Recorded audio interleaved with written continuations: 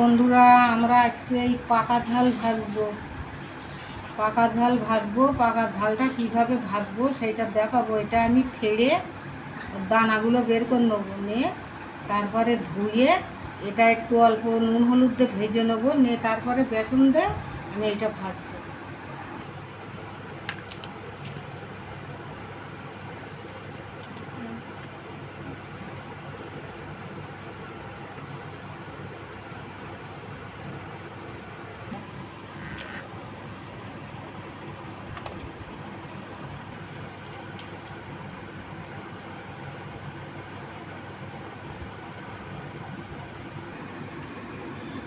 বেসনটা আমি চেলে নেবো।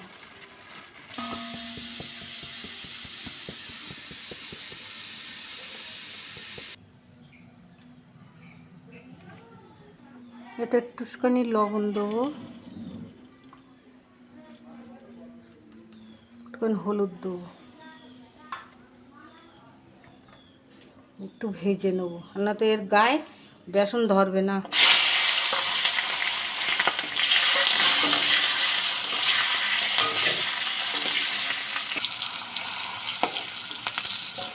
এবার তুলে নেবো, এবারে গোলাটা করে নেবো বেসনে, তেল দেবো, এতেই ভেজে নেবো।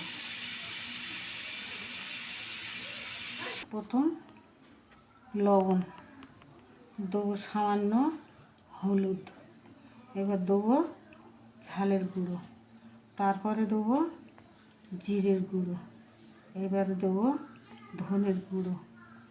আচ্ছা, এবারে দেবো একটু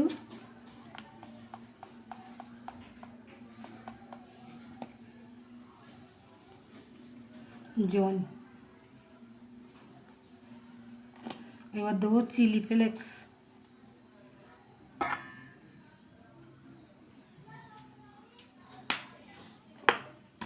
মাখাবো।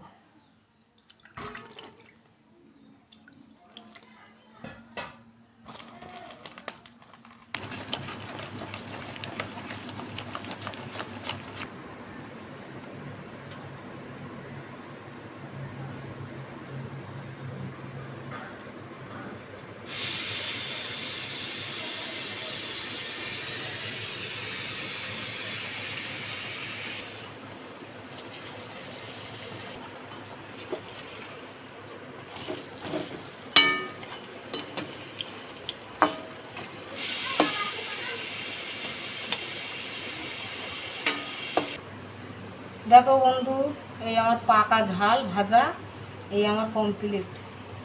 এই পাকা ঝাল ভাজা আগের দিন আমি দেখাইছি, সেটা ভাজিছি আমি কাঁচা ঝাল, আর ঝালটা সবুজ কালারের ছিল আর অনেক বড় ছিল, আর এটা হলো পাকা ঝাল।